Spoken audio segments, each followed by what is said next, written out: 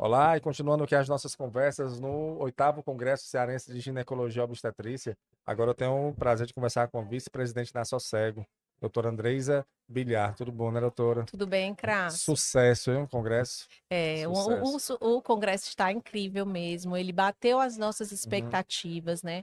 A gente vê as salas cheias, um alto nível de discussão, seja nos cursos, nas mesas redondas e até na plenária mesmo, tanto uhum. da ginecologia como obstetrícia. Então eu fico muito feliz em ver, né? E orgulhosa em ver tantos colegas, tantos professores, residentes e estudantes aqui em prol da saúde feminina, né? Acho engraçado, doutora, porque é interessante no caso. Eu venho conversando aqui, aqui no podcast, no Congresso, né? Com vários profissionais e de outras áreas Sim, também, né? sim. E todos estão elogiando muito a organização e a presença das pessoas. É, como se a Sossego está se consolidando como a referência científica da ginecologia obstetrícia do Estado, É, né? eu acho que a sociedade, ela tem esse papel, né? Então, a Claro. Sociedade de Ginecologia e Obstetrícia, ela vem resgatando há anos e nessa gestão está intensificando mais ainda esse resgate, tanto da integração dos profissionais de forma multidisciplinar, como mesmo você colocou aqui, Sim. incentivando desde a base do estudante, do residente, aos médicos que estão no interior, aos médicos que estão ali de frente nos plantões, nos hospitais e o que estão nos seus consultórios. Então, vem integrando, né, de uma forma mais universal, né, todo esse cenário, todas as pessoas, para que a gente faça cada vez mais uma medicina baseada em evidência. Para que isso? Para levar para as mulheres o melhor, né? O Hum. melhor de tratamento, o melhor de cuidado, né? O melhor de aconselhamento. Então, aqui a gente também está trazendo rodas de conversa, sensibilizando a população geral para vários problemas que a gente sabe que são crônicos na população, na nossa comunidade, Sim. mas que muitas vezes são esquecidos, né? Então, eu acho que esse papel de integração, né, ele está bem firme e ele está vinculado à ciência, né, que é o que tem que ser. E uma coisa interessante que eu venho observando aqui também são as diferentes faixas etárias, Sim, né, verdade. dos profissionais. Além das diferenças da diversidade de profissionais em si, mas as faixas etárias, como você falou, estudantes, até Isso. o mais experiente do doutor Arnaldo estava aqui ontem, né? Exato, exato. Então, Até os eméritos, os né, que a gente eméritos, chama, exato, até os os nossos eméritos. eméritos, exato. E no mundo hoje tão virtual, né, que É. nós estamos ali conversando com muitas pessoas em Uma grupos, facilidade, ali tem que facilidade ser uma informação rápida e rápida. pronto, Aí né? você tem um momento desse presencial, faz a diferença, né? Ele fortalece, né? É, Ele fortalece os laços, seja dos jovens, né, dos estudantes que interagem com os profissionais, né, mais experientes, com os próprios professores, que muitos estão aqui, né?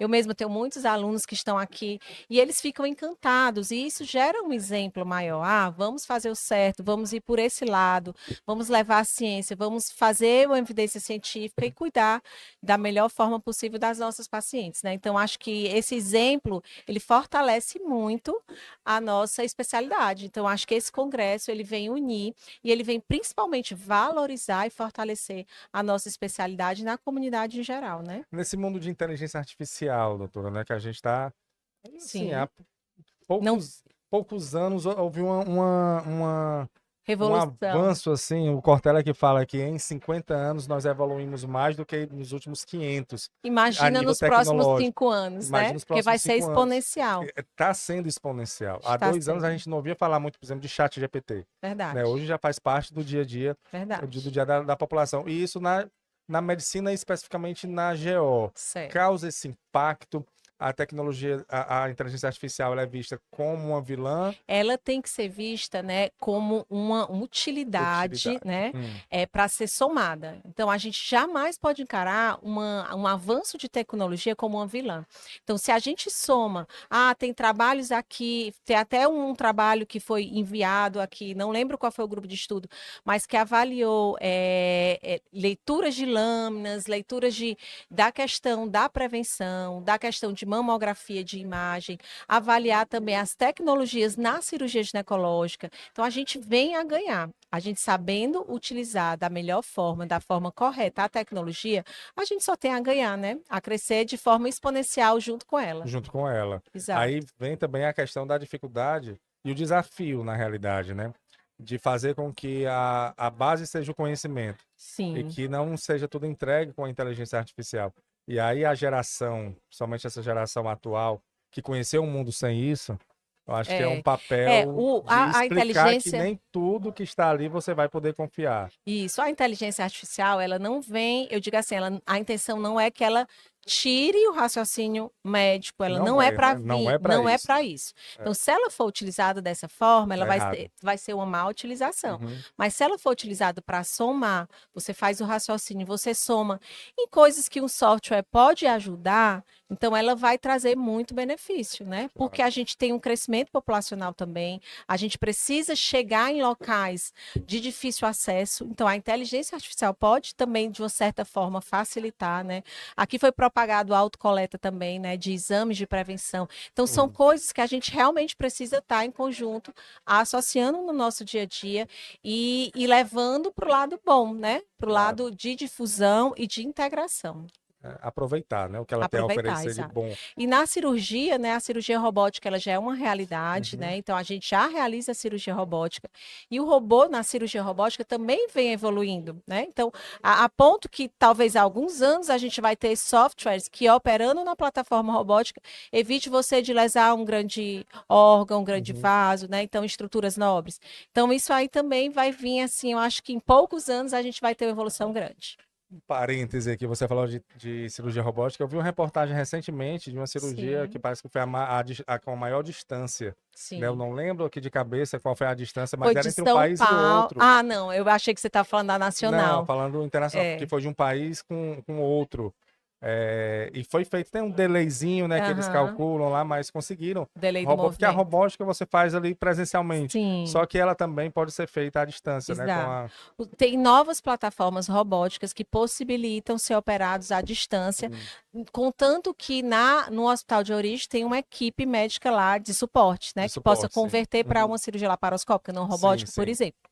Então, a gente teve agora, recentemente, foi até divulgado na mídia, aqui no Brasil mesmo, a realização de uma cirurgia robótica, que, se eu não me engano, foi realizada em São Paulo e a paciente estava em Porto Alegre. Olha aí. E aí, isso é um dos exemplos que a cirurgia robótica pode possibilitar. Mas aqui no Ceará, em Fortaleza, a gente já tem mais de 4 robôs, 5 robôs na cidade, né? A gente já tem médicos também com muito boa formação na cirurgia robótica e que está também desenvolvendo bastante essa cirurgia de uma forma mais precisa, de uma ampliação de imagem, o que traz uma maior segurança também na realização de algumas cirurgias. Então, isso já é uma realidade aqui para a gente, né? E como eu disse, vai evoluir. Ah, vai Claro. evoluir de distância, vai evoluir de precisão, vai evoluir de software de segurança. Com certeza vai vir muita evolução ainda nessa área. Não tem como retroceder, né? Jamais. A Não gente dá vai para crescer retroceder. junto. Vamos crescer juntos, é isso que vai importar. Pois, doutor, e você também deu palestra, né, aqui no Foi, hoje a Congresso. gente teve a mesa de uroginecologia Hum, e eu palestrei sobre o tratamento cirúrgico da incontinência urinária de esforço, junto com colegas que são renomados, né, tanto uhum, nacionalmente, uma grande amiga, a Suzana de Bela, que veio lá de São Paulo, né, que é hum. da Unifesp, que foi minha professora quando eu estava lá, veio Olha, aqui, participou ativamente da mesa, em conjunto também com colegas como a Sara, a Gabriela. Então, foi uma discussão muito rica, né, sobre uroginecologia. A gente falou da incontinência urinária de esforço, que acomete tantas mulheres. Falamos de prolapso genital, né, que é aquela que a mulher chama bexiga caída, útero caído. uhum. Então, a gente deu para discutir, trazer as melhores evidências de manejo, né, de conduta diagnóstica e de tratamento dessas pacientes. Então, está sendo riquíssima, né? Fora as outras mesas que eu também pude assistir, estou participando também ativamente na parte da programação científica, aprendendo é, Ensinando, né? ensinando, né? É. E tudo isso quando é conjunto, ele é o crescimento, ele é multiplicado mesmo, E no Carlos. Congresso, assim, eu acho que a filosofia do Congresso é essa, né? Aprender e ensinar. É verdade. Essa, E essa esse é o cadeia de objetivo. ensino, eu costumo dizer, olha, eu estou pregando aqui uma cadeia de ensino. Se eu estou ensinando, eu estou aprendendo, e você está Verdade. aprendendo, você vai já ensinar Vai ali já na ensinar. frente. Então, Isso é gerar fantástico. essa cadeia de ensino é muito importante, né? Eu sou professora da Universidade Federal, né, do Ceará. Tenho Hum. muito orgulho de ter feito minha faculdade lá e voltar como professora. E estar junto, né, da sociedade, que hoje a gente tem eu, a Sâmia, que também agora também é professora professora da faculdade, a Aline Veras, que também é É professora, professora. propagando toda essa questão de ensino, eu acho que isso fortalece ainda mais a evidência científica, a ciência, né? Como você está dizendo, Com né? certeza. E isso mobiliza os estudantes, mobilizam os residentes, né? Os professores e mobiliza toda essa cadeia de ensino mesmo. E quem ganha com isso, como você falou no início, são as nossas queridas mulheres Com na certeza, né? sociedade, que é tudo isso aqui que está sendo feito é para levar o melhor atendimento para elas, Com né? certeza, não tenha dúvida. E isso aqui, ele reavive a paixão de cuidar bem das mulheres, né? Um evento desse favorece, valoriza a especialidade, mas favorece com esse olhar especial a saúde feminina, né? E a gente tem que ter mesmo esse cuidado, né? Tão delicado, mas tão forte ao mesmo tempo. De todas as mulheres, né? De Que é todas. o lema do Congresso, né? O Sou slogan cego de de todas as todas as mulheres. mulheres. Pois, doutora, muito obrigado, parabéns, Obrigada a né? você Você que pelo está à trabalho frente. incrível também que você está fazendo, Ah, né? A sua parceria também ajuda a propagar, né? sim. Demais todas essas informações. Então, a gente tem sim que ter assim parceiros bons como você perto da gente, porque é isso que faz multiplicar, né? E a Sossego é muito interessante, as redes sociais da Sossego, que a gente toma de conta, organicamente como ela atinge. Você vê um Instagram, uns stories, por exemplo, como ontem, batendo mais de 700 visualizações de stories. É Para você verdade. ter De stories, é stories verdade. é muito, né? Assim, para uma entidade, Sim, né? Para sim. uma Que não tem entidade aquele fim científica que não tem, pessoal, né? sabe? É E que verdade. não tem um patrocínio, que não tem um tráfego pago, é tudo É, exato, orgânico. orgânico. Você vê a força que tem. Realmente é um conjunto, né? A gente divulgando e também a sede das pessoas que fazem Mostra parte, que as pessoas estão confiando estão cada confiando cada vez vez mais mais na na sociedade, né? sociedade. Pois é, Pois isso aí, pois tá. parabéns mais uma vez. Obrigada. Muito obrigado pela nossa conversa aqui também. Um excelente restante de congresso, né? Para Que nós. realmente finalize da forma que começou um grande sucesso que é. Tá Com bom? certeza. Até Obrigado, mais. doutora. Obrigado. Obrigada, Cras. Continuando aqui as nossas conversas no 8º Congresso Cearense de Ginecologia e Obstetrícia, agora eu tenho o prazer de receber o doutor Edson. Tudo bom, doutor? Um prazer estar aqui com Graças vocês. a Deus. Você estava me dizendo que você veio de São Paulo, né? Você está morando em São Paulo, mas você é de Teresina, no Piauí. Teresina, no Piauí. E lá em São Paulo você está fazendo o que lá, doutor? São Paulo eu trabalho dentro do Hospital das Clínicas da Faculdade de Medicina da USP com ginecologia. Perfeito. E você veio aqui para o Congresso, né, palestrar. O que é que está achando do Congresso Cearense de Ginecologia e Um Obstetrícia? congresso muito bem organizado, com pessoas bastante interessadas, uma programação científica exemplar, um congresso de altíssima qualidade. Bom, né? Muita gente. Estamos com mais de 850 Isso é inscritos, né? fantástico. Promover a atualização científica dos profissionais é fundamental. Uma coisa interessante que está tendo aqui, doutor, a gente está conversando com outros profs, conversei com um estudante aqui, conversei com profissionais de outras áreas, e a diversidade de profissões. É um congresso da ginecologia e obstetrícia, mas o ginecologista obstetra hoje ele não trabalha apenas com eles, né?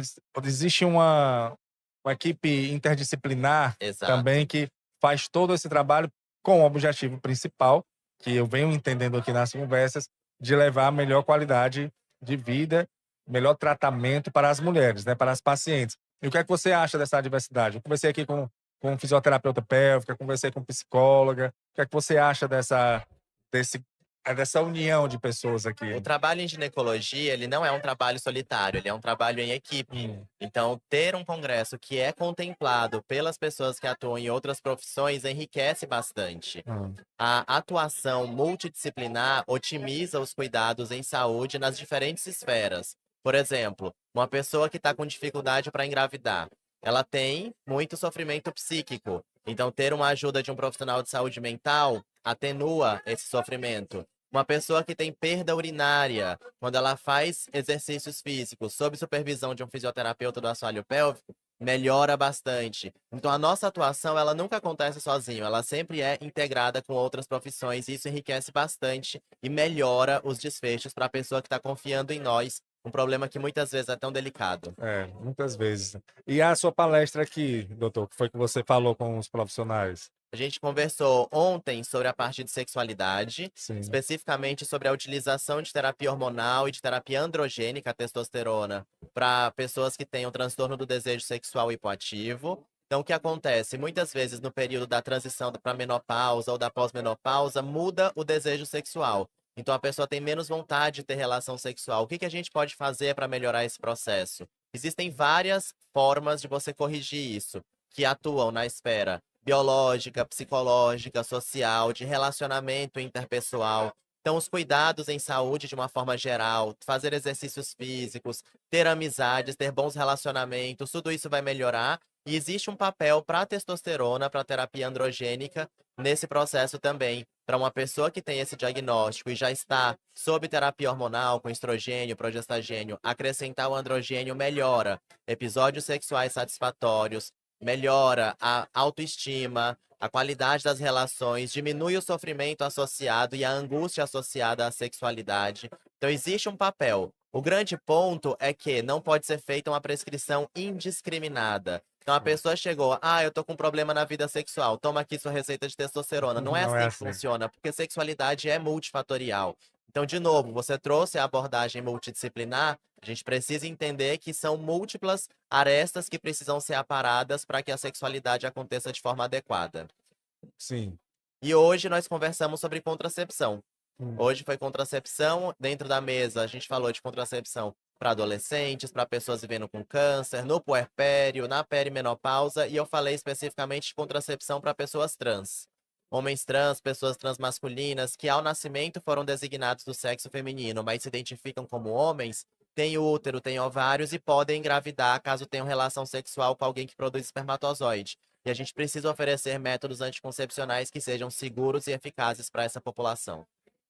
E tá tendo uma procura, doutor? Existe, né? Existe uma procura, a gente tem um ambulatório especializado, inclusive, dentro da divisão de ginecologia do Hospital das Clínicas da Faculdade de Medicina da USP, para cuidar de pessoas trans e oferecer todos os cuidados em saúde sexual e reprodutiva, dentre eles a anticoncepção. É interessante isso que você falou. A gente, no nosso podcast, a gente tem um podcast semanal aqui em Fortaleza sobre saúde e bem-estar, que é oferecido pela Cooperativa dos Ginecologistas e Obstetras, que é parceira da Sossego. Muito bom. E a gente fala sobre saúde e bem-estar e vem muitos ginecologistas e obstetras, que é oferecido pela a cooperativa dos GOs. E eu conversei uma vez com uma ginecologista falando sobre atendimento ginecológico em mulheres lésbicas. Sim. E como existem particularidades que a gente realmente, eu enquanto sociedade, a gente não consegue visualizar, porque são mulheres que têm o sistema reprodutor, muitas vezes, como você falou, se identificam como homens, são trans, mas que tem que ter um cuidado especial e que às vezes até os próprios profissionais não falam, né? Os próprios profissionais de ginecologia não têm esse conhecimento ainda de atender, né? De como lidar com situações. E aqui no Congresso, na sua palestra, você está falando para esses profissionais. Então, você sente que esse tabu, essa até desinformação, a informação está chegando de uma maneira melhor para esses profissionais, porque o que impacta é na população, né? É na sociedade. E numa sociedade que, como você falou, que existe uma procura para isso. Não é uma parcela, acredito, pequena, né? Mas que às vezes os profissionais eles não têm esse conhecimento. Você está percebendo que essa informação está sendo disseminada? Existe uma necessidade de a gente diferenciar o que é a identidade de gênero do que é a orientação sexual. Sim. Quando a gente fala de mulheres lésbicas, são mulheres que se identificam como mulheres e têm interesse sexual, afetivo e romântico por outras mulheres. Perfeito. Os homens trans e as pessoas transmasculinas não se identificam como mulheres. Eles se identificam como homens ou como pessoas masculinas, do gênero masculino.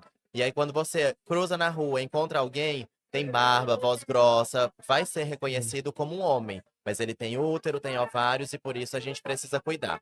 Por bastante tempo, houve uma lacuna no cuidado dessas pessoas, porque os médicos, de uma forma geral, não sabiam o que fazer, tinha desinformação, ainda existe. Ainda existe. Mas é justamente por isso que é tão importante que haja, dentro das programações científicas, dos eventos, das sociedades, e aqui a Sossego fez esse evento e contemplou o assunto, é importante que haja para que possamos modificar essa realidade, para que mais profissionais estejam capacitados no atendimento da diversidade de gênero de orientação sexual.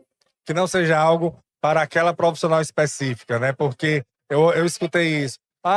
não, procure a profissional tal que ela vai conseguir atender isso. E teria que ser algo que todos os profissionais tenham que ter esse conhecimento, para que Sem todos os dúvida. profissionais possam atender, né? Então, eu acredito que um congresso como esse, ele traz essas informações justamente para os profissionais que estão na ponta, que estão precisando, e você está sentindo isso aqui, né? Exato, é o ginecologista geral que tem que fazer isso, não é uma atuação específica, tem que ser um profissional com uma subespecialidade, não, é o ginecologista geral. Você me perguntou, tem demanda? Tem. Hoje existem estudos no Brasil que mostram que 0,7% das pessoas se identifica como trans, 1,2% se identifica como pessoas não binárias. Então, somando, dá quase 2% da nossa população. Um em cada 50 atendimentos, se pensar em amostragem populacional, seria de uma Olha pessoa aí. com diversidade quanto à identidade de gênero. Então, sim, haverá demanda e cada vez mais, porque agora eles entenderam que eles têm voz dentro do processo. Por muito tempo eles foram silenciados e agora eles têm a oportunidade de se expressar e de exigir o que lhes é de direito, ser adequadamente cuidados. E sabe o que eu acho bacana? Uma palestra dessa sua para residentes, né? Que vão daqui a alguns anos, 1, 2, 3 anos, estarem no mercado de trabalho e tratando isso como de uma maneira natural. Nada que que seria coisas específicas, não. Faz parte da rotina, né? Eu acho que esse é é o grande diferencial de um momento como esse, para as pessoas entenderem que isso realmente faz parte da rotina, que vai impactar uma parcela significativa da nossa sociedade. Perfeito. Pois, doutor Edson, muito obrigado, Um viu? prazer, Muito obrigado pelo obrigado. convite. Parabéns pelas suas palestras, parabéns pela sua colocação. Eu espero que você realmente esteja gostando aqui de Fortaleza. Já viu outras vezes aqui ou é a primeira? Já Já vim veio? algumas vezes aqui, gosto bastante da terra. Bom, então já é sócio aqui, né? Pois, doutor Edson, muito obrigado, viu? Obrigado. Aproveite o restante do congresso, espero que seja muito proveitoso. E em outra oportunidade a gente pode estar conversando aqui de novo. Tá bom? Obrigado. Muito obrigado, doutor. E continuando aqui a nossa conversa no 8º Congresso de Cearense de Ginecologia e Obstetrícia, nós vamos conversar aqui com Carolina Salles. Doutora Carolina Salles, tudo bom, doutora? Tudo bem, e você? Graças a Deus, tudo bem, né? Congresso é esse, hein, doutora? Mais de 850 inscritos aqui. Você está percebendo essa quantidade de pessoas? Isso eu acho que é uma vitória da diretoria, Uhum. que vem fazendo eventos científicos de alta qualidade e culminou com o Congresso Cearense de GO, que teve uma audiência excepcional. Eu acho que todo mundo que veio de qualquer estado está percebendo não só a organização, mas a qualidade das palestras e o engajamento dos colegas aqui. Uma coisa que eu acho interessante, eu venho conversando aqui com alguns congressistas, conversei com profissionais que não são médicos ginecologistas obstétricos, conversei com Médico de família. e fisioterapeuta pélvico, conversei com estudantes também aqui. Essa diversidade de profissionais que o Congresso está trazendo para cá, você acha isso realmente relevante? Já que a gente vem percebendo aqui nas conversas essa equipe multidisciplinar que ajuda, né, no trabalho das pacientes, das mulheres, faz uma diferença e você acha que isso é bacana aqui para o Congresso? Isso é bacana porque o médico ele precisa aprender com as outras profissões e as outras profissões também têm que Sim. aprender com o médico. E quando eles trabalham junto, o resultado final é melhor. Então, por exemplo, as pacientes que têm incontinência urinária, se eu tenho uma fisioterapeuta trabalhando, o resultado é melhor. Quando eu tenho uma paciente que está em trabalho de parto, a enfermeira obstétrica, ou a fisioterapeuta também trabalhando durante a gestação, os resultados são melhores. Então, não tem um profissional que deva trabalhar sozinho. Quando a gente está em equipe, a gente é muito melhor. Muito melhor, né? E uma coisa que eu observei aqui também, não sei se você está observando, a diversidade de faixas etárias também, né? Assim, a gente vê estudantes de medicina, como vê profissionais já Mais assim, experientes, bem mais né? experientes, já com várias especialidades, titulações, e essa troca de experiências que em um evento que só acontece quando é presencial, né? Uhum, Essa troca só vem do presencial, nós que vivemos num mundo tão virtual, sim. né? Você acha isso interessante? É interessante porque, na verdade, a gente já estimula o aluno a procurar evidência científica, porque a gente sabe que nesse meio de saúde existe muita picaretagem. Então, quando o aluno está aqui, ele começa a enxergar que o quanto é importante a medicina baseada em evidência. Claro. E, além disso, ele traz a perspectiva da geração dele, porque a gente sempre acha que a nossa geração é melhor do que a outra, isso é um engano. A geração anterior à nossa achava que a deles era melhor que a nossa. Toda geração tem pontos positivos e pontos negativos. E quando elas trabalham juntas, é interessante para os dois. Eu, que sou professora de medicina, eu aprendo muito, tanto com aluno quanto com residente. E muitas vezes eles põem uma perspectiva que eu não tinha pensado. E isso só acrescenta. É uma troca de conhecimentos, né? De cada saberes. De saberes, claro. Porque, por exemplo, às vezes uma geração mais antiga não sabe falar não. Eles colocam um limite muito mais estabelecido de algumas situações. A gente aceitava situações mais abusivas. Eles não aceitam. Isso é bom. Então, tem coisas que são evolução, outras coisas são mudanças de geração. Cortella falou uma frase que eu acho interessante: eles mudar é complicado, mas acomodar é perecer. Exatamente. E nesse mundo que você vai trocando experiências, é muito interessante a mudança, tanto para as gerações que estão vindo, como para as gerações que aqui estão. Sim. Né? Eu conversei agora há pouco com o Dr. Edson, e ele falando de métodos contraceptivos para as pessoas trans. E olha que interessante que ele disse: Cássia, é importante essa conversa aqui, num porque congresso como porque antigamente a gente não abordava isso, a gente não sabia nem o que era uma pessoa trans. Exatamente. E aí esses profissionais que estão vindo agora, residentes que estão saindo... Isso já é uma coisa natural e isso para eles é um problema da atualidade e a gente acaba aprendendo com eles também. Com certeza. E as suas palestras, doutora?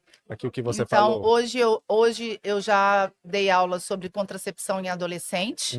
A gente sabe que, obviamente, a gente gostaria que o adolescente adiasse a primeira relação para estudar. Sim. Mas, quando o adolescente resolve ter relação sexual, ela tem que ser protegida, porque senão o dano que a gente provoca é muito grande.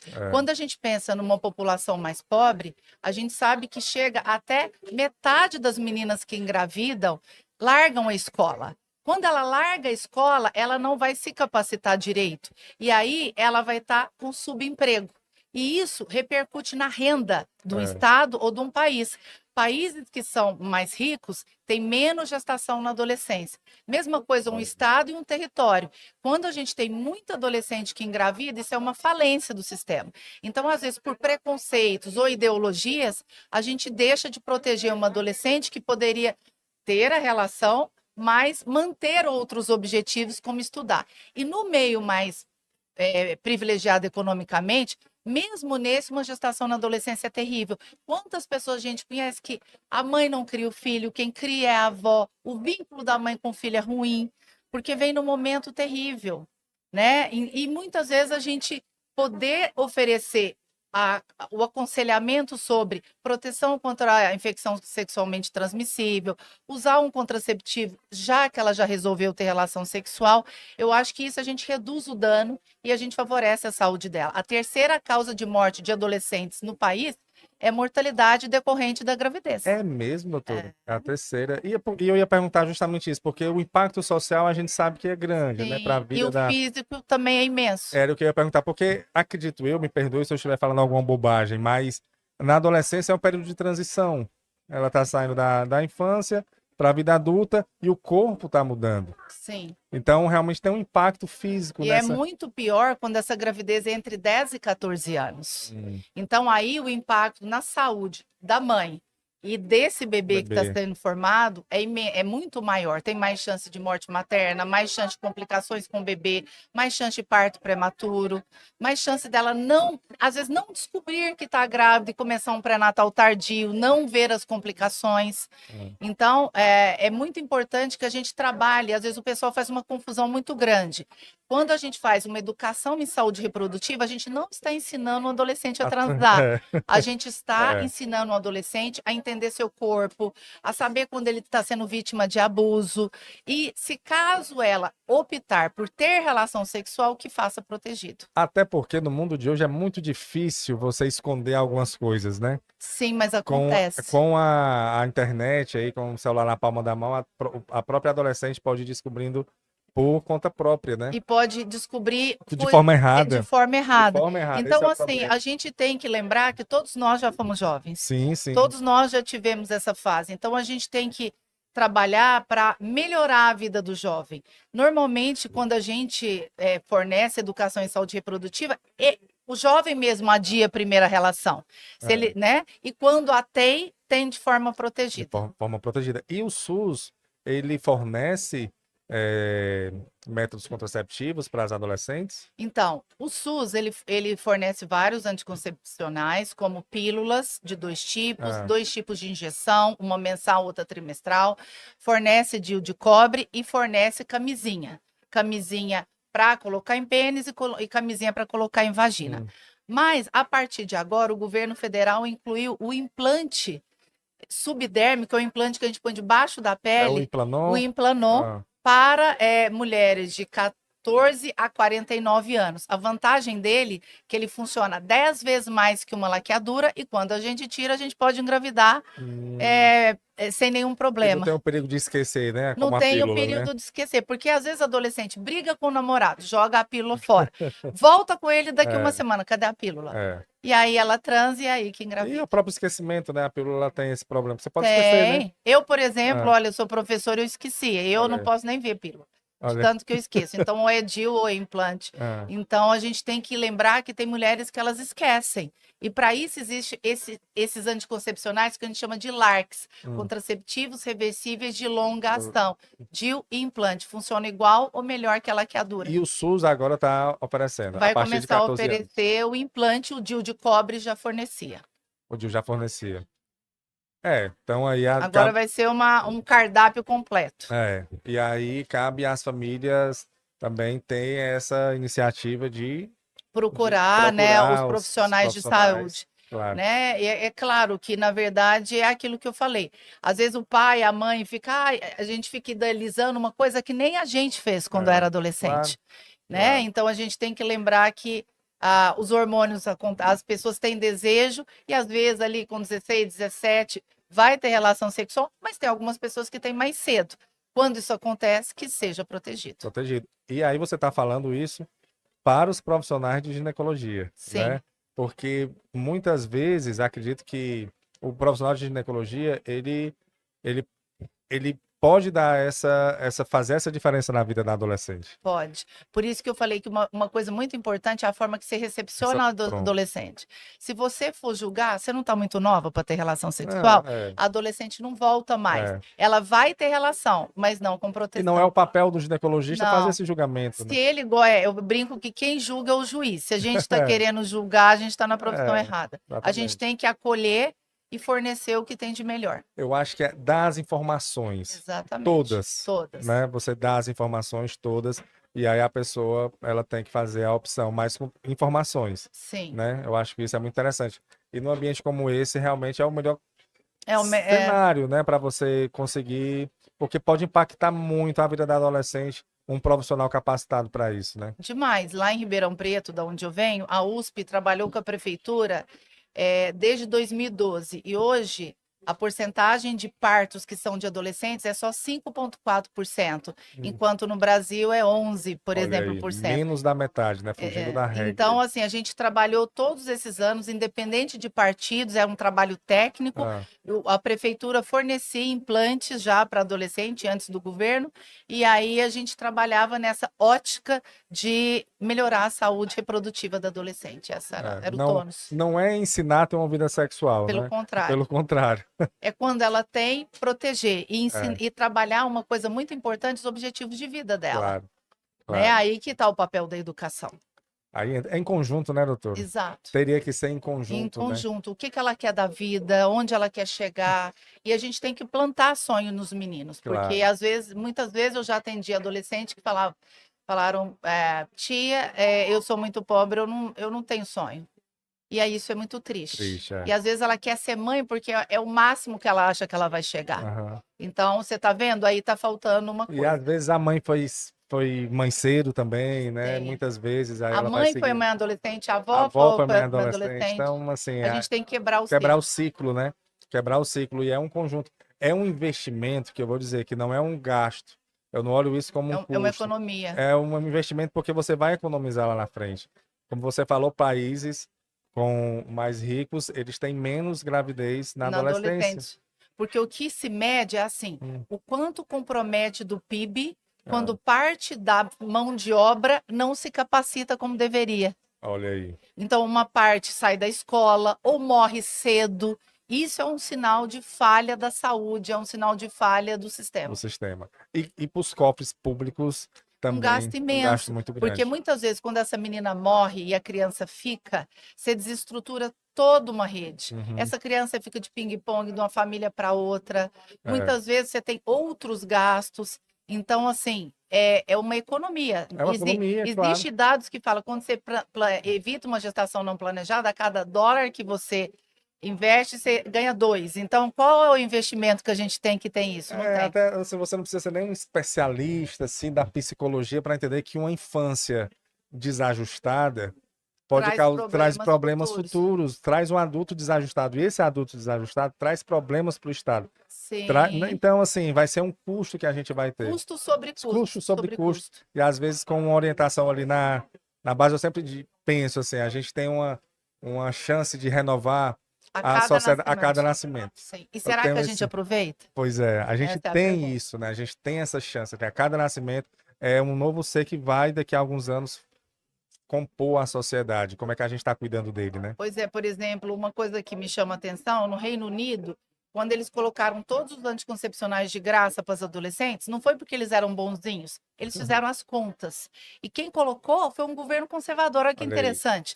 Então, uma coisa é a pessoa ser progressista ou conservadora, isso é uma coisa. A outra é a gente trabalhar com tecnocracia. O que tem evidência a gente vai fazer.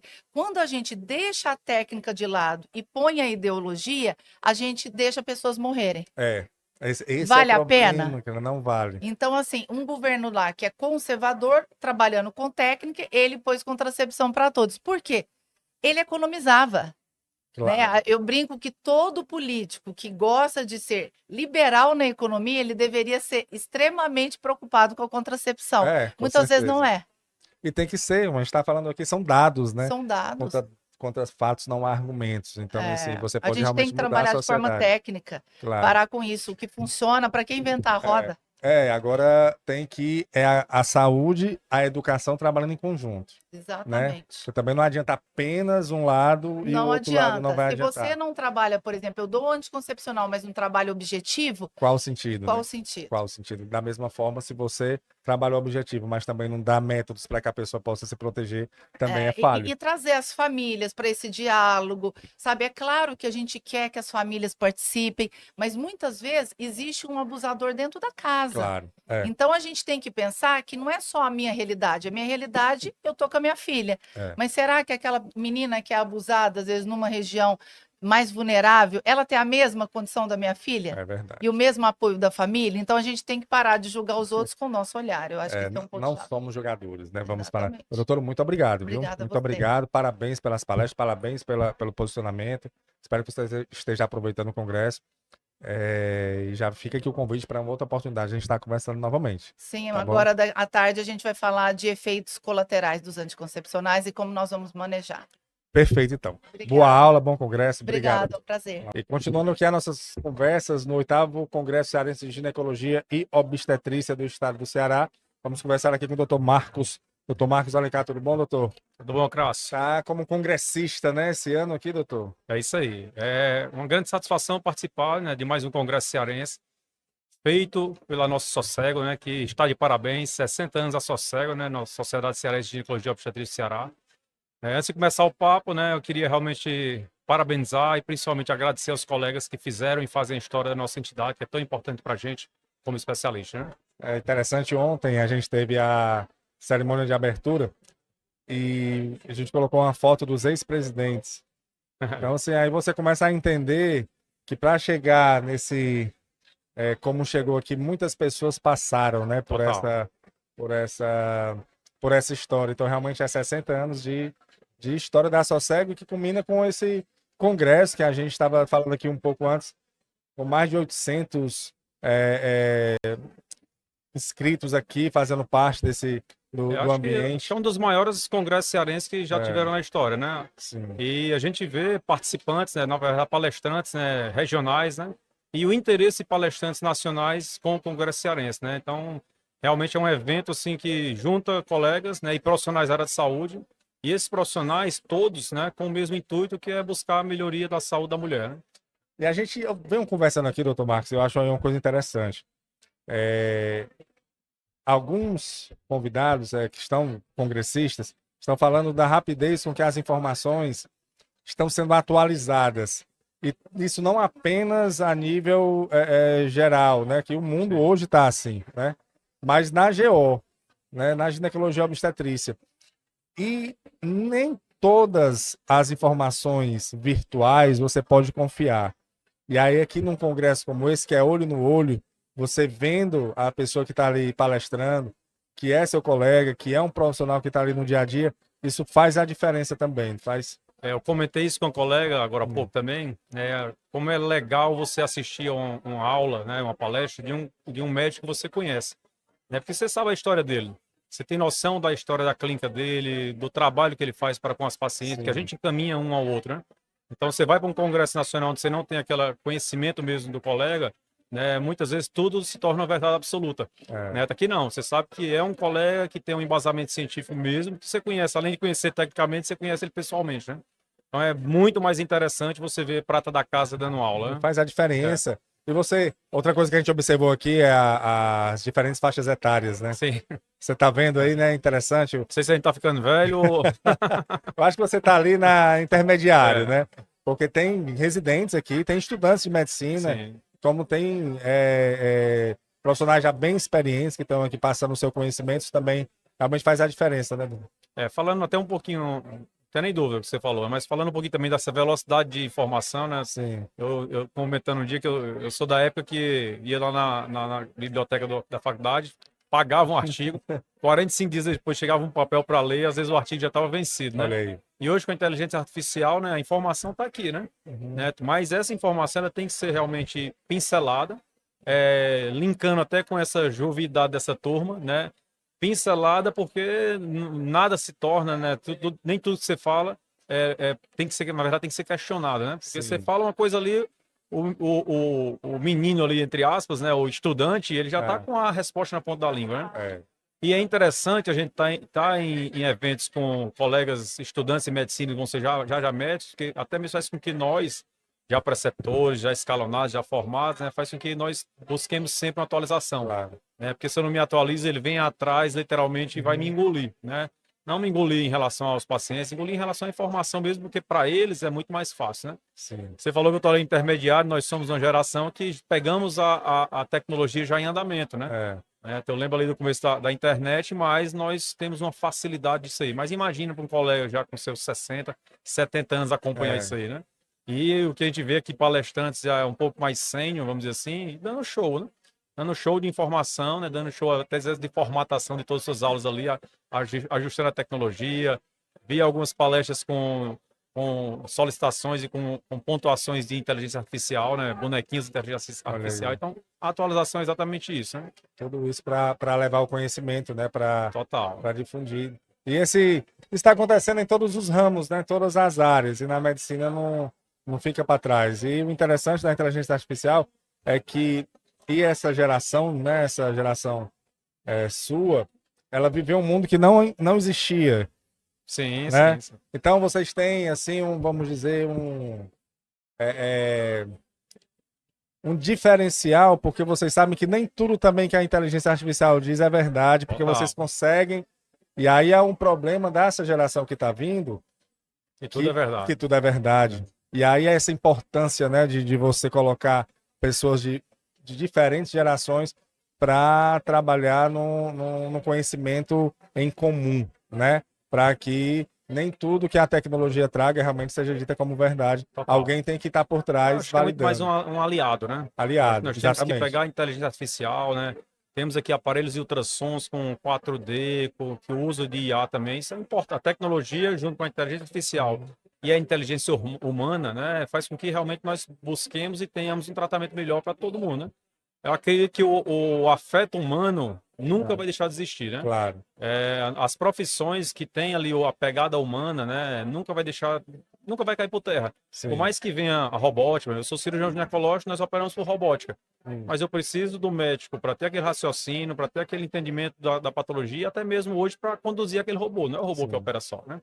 Então a inteligência artificial, a robótica, a tecnologia, ela veio para linkar e principalmente ajudar, né, nesse tratamento, nesse acolhimento de qualquer pessoa que esteja necessitando. Trabalhar em conjunto, né? Porque não Eu tem digo- como Eu digo que substituir. a gente que a gente trabalha em equipe multidisciplinar, né? Eu tenho médico, enfermeiro, fisioterapeuta, agora eu tenho um IA, robô, né? IA. Faz Verdade. parte da equipe, né? E não tem como retroceder, né? De jeito Não nenhum. vai como retroceder. Essa pessoa tem que acompanhar, porque senão realmente fica para trás. Ó, acompanha, fica para trás.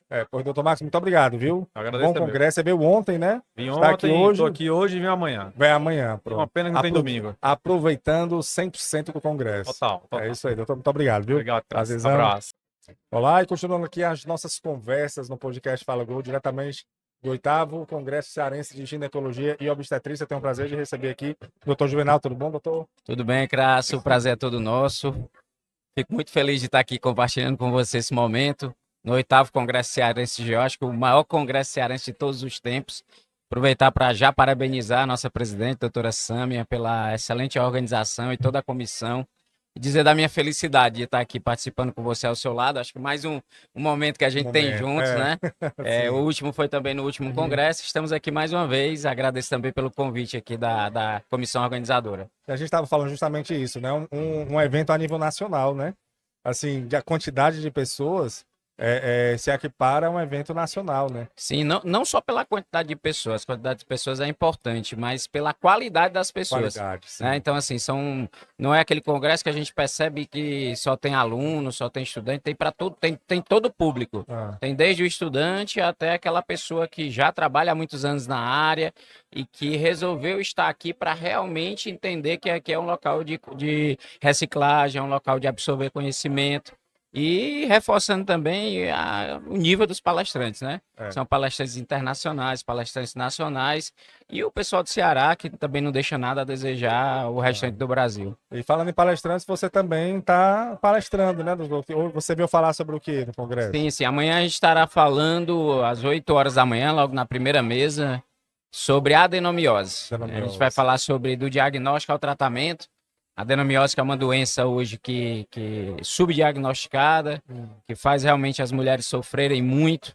E a gente vem para conversar sobre esse tema, que foi durante muito tempo negligenciado, e vem à tona agora dentro da ginecologia para a gente mostrar o que é que tem de novo, desde a estratégia de diagnóstico, do tratamento, de como a gente deve lidar com essas mulheres. A adenomiose não é uma doença muito propagada, né? Assim, assim como a endometriose, que está inclusive mais na mídia, né, dos últimos tempos para cá. Qual é a diferença maior entre a endometriose e a adenomiose? A adenomiose e a endometriose, eu costumo dizer que são as primas irmãs, né? Elas andam muito de mãos dadas, as duas, tá? Durante muito tempo se imaginava que elas andavam sozinhas e se via como doenças distintas. Hoje, cada vez mais, a gente sabe que quase 70%, 80% das pacientes que têm endometriose, é obrigatório que nós investiguemos a adenomiose. E 70% mais ou menos das pacientes com adenomiose é necessário que a gente investigue endometriose associada. São etiologias diferentes, são doenças diferentes, mas que andam muito de mãos dadas. E faz a diferença um pouco dessa distinção, porque para as pessoas entenderem que a adenomiose é uma espécie de endometriose do próprio útero. É quando o tecido do endométrio, que é aquela camada interna que reveste o útero, ele sai da parte interna do útero e infiltra a musculatura do útero, que é o miométrio. E aí, quando a mulher menstrua, ela tem aquela infiltração de sangue na parede uterina, na musculatura do útero. O que, diferente da endometriose, além de cólica, ela também costuma cursar com muito sangramento. Tem um padrão de sangramento uterino anormal. Já a endometriose é a presença do tecido do endométrio, aí não mais dentro do útero, e sim em outros órgãos, que aí pode acometer intestino, bexiga, reto, diafragma, qualquer parte do corpo pode ser acometido pela endometriose. Essa é a grande diferença. A endometriose costuma dar mais dor, costuma dar mais infertilidade, mas não altera padrão de sangramento. Se você tem uma paciente com endometriose que te refere um padrão de sangramento alterado, é inevitável que você investigue a adenomiose. Porém, toda paciente com adenomiose precisa ser investigada para endometriose. E a adenomiose, o tratamento dela é cirúrgico? O tratamento da adenomiose, eu costumo dizer que ele é mais desafiador do que da É endometriose. mesmo. Que já é desafiador, Que já né? é desafiador. É. Não é nem o desafio da cirurgia em si, é principalmente naqueles grupos de pacientes que têm sintomas de dor e sangramento e que desejam engravidar. Porque o grande desafio hoje da medicina cirúrgica minimamente invasiva é preservar o útero numa mulher com adenomiose. Por quê? Porque geralmente a adenomiose ela costuma ter um caráter difuso. Então ela se espalha na musculatura inteira do útero. E diferente de uma outra alteração que costuma causar dor e sangramento no útero, que é o miomas são nódulos. Ela pode ter 20, 30, 40 que eu consigo ir lá e tirar do útero. A adenomiose não, ela é um tecido difuso espalhado em toda a musculatura do útero. Então, cirurgias conservadoras de útero em pacientes que querem engravidar com adenomiose, ela é muito desafiadora. Ainda estão em estudos, os resultados ainda não são certos, existe uma taxa grande de desfecho obstétrico ruim, existe uma taxa grande de rupturas uterinas quando eu faço esse tipo de cirurgias, principalmente para adenomioses difusas. A endometriose eu faço cirurgias extensas, mas eu consigo preservar o útero dela, porque o útero é sadio. A adenomiose não, a doença está lá, na intimidade do útero. E isso muitas vezes me faz com que seja desafiador esse tratamento conservador. É complexo, né? É complexo. um pouco Quando complexo. a paciente não quer mais ter filho, É mais aí é simples, mais né? simples. É. A retirada do O útero útero já- é a única forma Era o que eu ia definitiva perguntar. de Se cura. retirar o útero ali, Acabou. porque ela só fica Isso, no que útero, ela só fica diferente no útero. da Diferente da endometriose. endometriose, você pode ter mais recidivas. Muito bem. Perfeito. E aí você falando aí, doutor, e a palestra que você vai dar é sobre a adenomiose. Isso. E ocorre de ter atualizações sobre esse tema? Sim, várias. Muito. Inclusive, nós estamos fazendo trabalhos agora de 2025, de Mesmo, né? atualizações. Então, a adenomiose se tem estudado muito hoje por conta justamente desse perfil de paciente. É o que eu faço com a paciente que sangra, com a paciente que tem dor, com a paciente que tem adenomiose difusa e que quer ter filho. Pronto. É bem específico, esse é o né? grande desafio. São Por quê? Porque a forma de eu tratar clinicamente, de melhorar a dor e o sangramento dela, é dando anticoncepcional. Tratamento hormonal, Sim. ou DIU, ou implante. Só que nenhum tratamento hormonal vai deixar ela engravidar. Ela melhora do sintoma, Como é que mas não faz? engravida. Sim. E aquelas que engravidam é o grande desafio. Ou elas engravidam espontaneamente, suportando um tempo de dor e sangramento para ver se elas conseguem engravidar espontaneamente, ou muitas delas precisam ir para uma técnica de reprodução assistida, que seria a fertilização in vitro, que diferente também da endometriose, a adenomiose ela costuma cursar com taxas piores de resposta da fertilização in vitro, porque a endometriose ela te dá mais infertilidade, mas ela não te interfere tanto na implantação do embrião. Por quê? Porque o útero é normal. A adenomiose, o grande problema, ela não dá tanta infertilidade quanto a endometriose, mas ela dificulta a implantação do embrião, porque aquele ambiente dentro do útero ele é inflamatório. Entendo. E ninguém gosta de ficar onde o ambiente é hostil. Claro. E muitas vezes o embrião Aí- acaba não se fixando e aí ela tem um perde. aborto E a espontâneo. perda gestacionais. Então, realmente, assim, um pouco que você falou aí, Uhum. para o profissional de ginecologia, é de extrema importância que se atualize em relação à Sim, com adenomiose, certeza. porque dentro do consultório ele pode fazer esse diagnóstico. E outra coisa mais simples até é a gente fazer as pessoas acreditarem que a doença existe. Existe, né? Tá? Porque muitas pacientes reclamam de cólica, reclamam de um sangramento uterino intenso. A adenomiose hoje ela tem umas particularidades muito próprias no ultrassom. Se você medir só o tamanho do útero, como a maioria dos ultrassons habituais fazem, e 90% das vezes ele não vai diagnosticar a doença. Por quê? Porque o tamanho do útero muitas vezes é normal.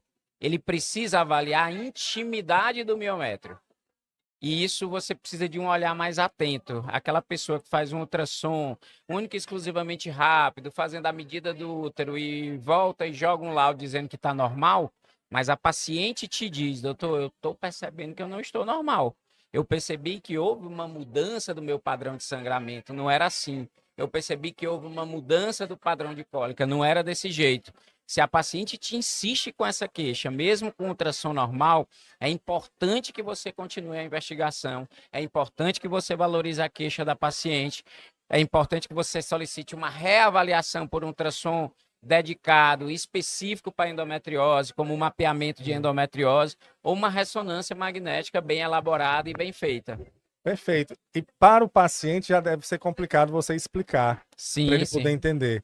Mas eu tô vendo aqui que talvez para o ginecologista também não é uma coisa tão simples, né? Uhum. Ele tem que realmente se aprofundar, Aprofundar, se Eu atualizar. explico, Crasso, a adenomiose parecida com endometriose, né? O Hum. pessoal diz assim, é difícil diagnosticar endometriose. Não é difícil diagnosticar. A doença, ela grita. É, Ou você tem empatia e se coloca no lugar do outro, ou você acredita que aquela queixa é verdadeira, é. ou muitas vezes você não vai conseguir diagnosticar e ela vai sofrer o que sofre hoje, levando 7 anos para diagnosticar, passando por 7 médicos, porque eu não escutei a queixa dela. É. Então a adenomiose funciona como tal. Se a paciente me diz que sangra muito, eu investiguei tudo, não achei outro motivo de sangramento. Pensem em adenomiose, que muitas vezes o ultrassom dela habitual, aquele transvaginal que ela faz de rotina, vai estar normal e na verdade a doença está lá na intimidade do miométrio e a pessoa que fez o ultrassom é que não Você não teve a conseguiu. sensibilidade de buscar. Por isso a importância Por de assistir isso. sua aula amanhã, né? Exatamente. Para poder, doutor, pois muito Isso. obrigado, viu? Nada, Muito eu que obrigado agradeço, mesmo. Graças, mais uma É, vez. pra É gente... sempre muito bom estar aqui ao seu lado. Agradeço o Fala Podcast GO, o Congresso Cearense GO, a doutora Sama e todo mundo que está responsável aí pela organização. É sempre um prazer estar aqui com vocês. Muito bom, excelente resto de congresso para você e boa aula amanhã. Olá, e dando continuidade aqui às nossas conversas do podcast Fala Gol dentro do 8º Congresso Cearense de Ginecologia e Obstetrícia, o maior congresso, o maior evento da ginecologia e obstetrícia do estado do Ceará. E temos o prazer aqui de conversar com mais uma fisioterapeuta pélvica, que é fisioterapeuta pélvica e oncológica, ela estava me explicando aqui, Isso. que é a Daniele Alves. Daniele Alves. Tudo bom, né, Daniele? Tudo bem. O que é que você está achando do congresso, Daniele? Eu tô achando o congresso fantástico. É uma oportunidade, assim, da gente se atualizar cada vez mais, né? E conversando entre os diferentes serviços que a gente tem dentro da área da saúde que fazem esse cuidado, né? Da saúde da mulher, na ginecologia, na obstetrícia. E o que me deixou mais feliz foi ver justamente temas relacionados à oncologia. Que quando eu fui olhar a programação me chamou bastante atenção, Opa, é né? lá que eu vou, né? Vou lá. Sim. E o que é que a fisioterapeuta, qual a diferença da fisioterapeuta pélvica oncológica para a fisioterapeuta pélvica? Pronto. Então, além de ter a especialização em fisioterapia pélvica, eu tenho uma especialização em fisioterapia oncológica. Então, eu sou habilitada para atender qualquer perfil de paciente oncológico, não necessariamente aquela paciente que tem um câncer ginecológico, que aí entra câncer de colo de útero, que é o mais conhecido, câncer de endométrio, câncer de vulva, vagina, ovários, né? Mas no meu caso, como eu tenho a especialização em oncologia, eu também posso atender pacientes que tiveram câncer de mama, cabeça e pescoço, né? Outros tipos de câncer, qualquer tipo de câncer hematológico. E o mais interessante é poder associar esses conhecimentos, né? Então, desde a residência, quando eu fiz a residência em cancerologia, eu já tinha a paixão pela fisioterapia pélvica. E aí eu vi que eu podia associar isso.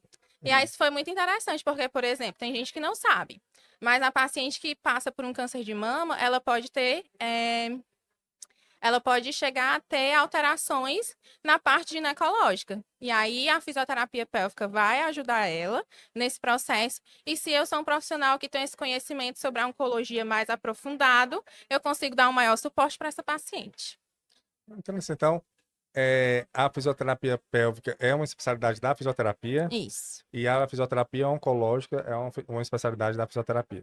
Exatamente. Então, pronto, você tem as duas. Eu tenho as duas especialidades, aí a gente une o útil ao agradável, sim. né? E consegue dar um cuidado cada vez mais especializado, mais direcionado, né? Conseguindo olhar essas mulheres de uma forma mais ampla possível.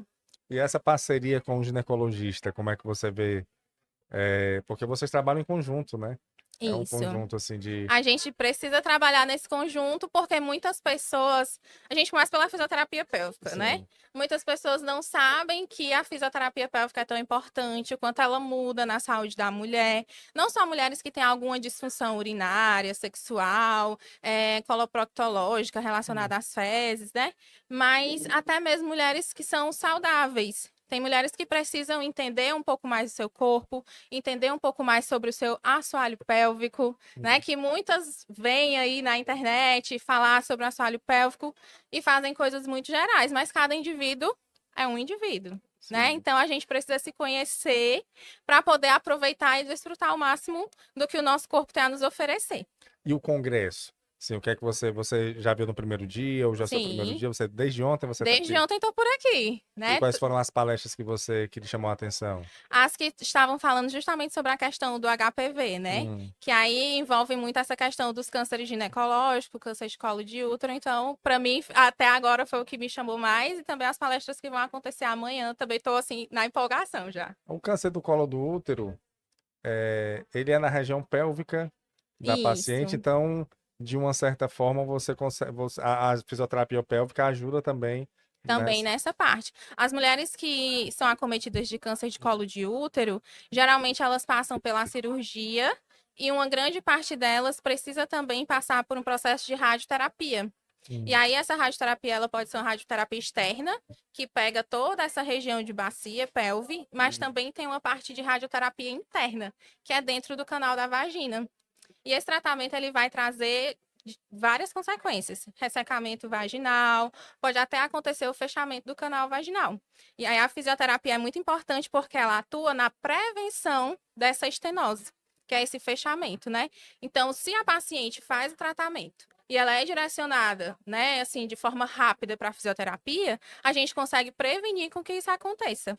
E dar suporte, educação, dar alternativas a essa mulher para que ela possa se cuidar e ter uma qualidade de vida sexual. Porque cada vez mais esses cânceres, eles têm acontecido em mulheres mais jovens. Então, assim, mulheres que estão em atividade, em idade reprodutiva, né, com vida sexual ativa. E aí elas precisam muito depois, porque eu sempre digo, depois do diagnóstico, ainda existe vida, né? E aí, assim, por mais difícil que seja, essa mulher vai ela vai encarar esse retorno à vida. Então, ela tem que ter todo esse suporte para que ela tenha a melhor qualidade de vida possível. Olha que interessante você falar isso, uma coisa vai ligando à outra. Eu conversei com um ginecologista aqui, o doutor, se eu não me engano, o doutor Edson, foi palestrante ele. E ele falou justamente isso, ele falou de atendimentos específicos. Um deles é atividade sexual em pacientes oncológicas. Que aí muitas vezes a gente olha a paciente oncológica como uma pessoa que não tem mais uma vida sexual ativa, Exatamente. que acabou, que pronto, isso que não ter relação sexual é o último pensamento, que não vai ter mais. E ele disse que não. Não. Né? Que muitas. E ele estava justamente dando a palestra, justamente falando disso, pessoal. Olha, que existe vida sexual Sim. no tratamento oncológico. Existe vida sexual antes, durante e após. Não se assombre, mas durante também existe, né? Então, assim, eu tenho essa realidade de atuar com essas mulheres e mesmo, às vezes, durante o tratamento, claro que não são todas, né? São casos específicos, cada pessoa reage de uma forma ao diagnóstico, ao tratamento, mas em algum momento ela vai pensar sobre isso. E eu também dou aula e aí sempre eu pergunto, né, para os meus alunos, é um dos slides que tem lá. Você já pensou que um paciente oncológico, ele pensa em sexo? E a maioria das pessoas não pensa sobre isso, né? Porque como você disse, você foca ali no diagnóstico, você joga toda a sua energia no diagnóstico, no tratamento, então você acha que a pessoa não vai pensar nisso. Mas a vida sexual, ela faz parte da nossa qualidade de vida, né? Então a gente precisa falar mais sobre a sexualidade entre os pacientes oncológicos. E é uma realidade. É uma realidade. E aqui no Congresso você está vendo suporte para esse trabalho que você faz? Pronto. Aqui no Congresso eu vejo que o pessoal está jogando luz. Eu venho vendo isso, né? Assim, que cada vez mais vem crescendo, cada vez mais as pessoas vêm falando sobre isso. Isso é muito importante. A gente falar dessas possibilidades, assim como você falou que teve a palestra, né? Que ele falou sobre isso. Também sobre o uso de anticoncepcionais, né? Para esse perfil de pacientes. Então a gente precisa começar, os médicos, os ginecologistas, precisam também ir ampliando esse pensamento de que essa vida sexual realmente existe. Eu vi que aqui no Congresso está com muitos estudantes, né? Então, isso é muito importante a gente falar sobre isso, porque a gente vai gerando novos profissionais com uma mentalidade mais ampliada, que vão conseguir ver cada vez mais facetas das vidas dessas mulheres. Então, tá sendo proveitoso o congresso para você, Demais, né? com certeza. Graças a Deus. Pois, Daniele. Daniele, muito obrigado pela sua participação, tá bom? Ou nada, eu que agradeço. Muito obrigado e um excelente congresso para você, tá Pra- bom? Olá, continuando aqui as nossas conversas aqui no podcast Fala Gol Direto do 8º Congresso Cearense de Ginecologia. Vamos conversar agora com a fisioterapeuta pélvica, é a Isabela, não é isso? Tudo bem, Isabela? Bom, prazer, muito bom estar aqui. Obrigada. Isabela, uma fisioterapeuta pélvica em um congresso de ginecologia e obstetrícia. O que você... Qual o objetivo, né, de você estar aqui? Então, é muito bom, né, sair dessa bolha da fisioterapia, né? Então, a gente Sim. precisa ter esse contato com outros profissionais. Então, estar aqui no congresso, que é a área que eu atendo, né, que eu Sim. atendo mulheres, é muito bom para a gente ver esse lado médico. E fora que eu estou muito feliz com esse congresso, porque não tem somente médicos como palestrantes, né? Sim. Eu vi outros palestrantes como nutricionistas, tem fisioterapeutas, Sim. colegas, né? Psicólogos. Então, assim, não é somente médico. A gente Sim. precisa trabalhar essa multidisciplinaridade, né? Então, é isso que eu busco, né? E fora o network, conhecer outros profissionais, reencontrar colegas, que é muito interessante. Tem muitos fisioterapeutas pélvicos aqui? Não, Não tanto quanto não tanto deveria. isso, Sim. né? Mas tem alguns queridos e colegas já que eu conheço, né? Porque como você falou aí dessa equipe multidisciplinar, que o ginecologista e o obstetra, eles não estão sozinhos, né? Sim, Eles isso. não... a paciente, né, que é a mulher, que é o principal ali, junto com o bebê, né, quando é uma gestação, ele precisa de outros profissionais. E cada vez mais eu venho conversando aqui com os profissionais, eles vêm me informando isso. A gente não trabalha só, graças a Deus, a gente não trabalha só.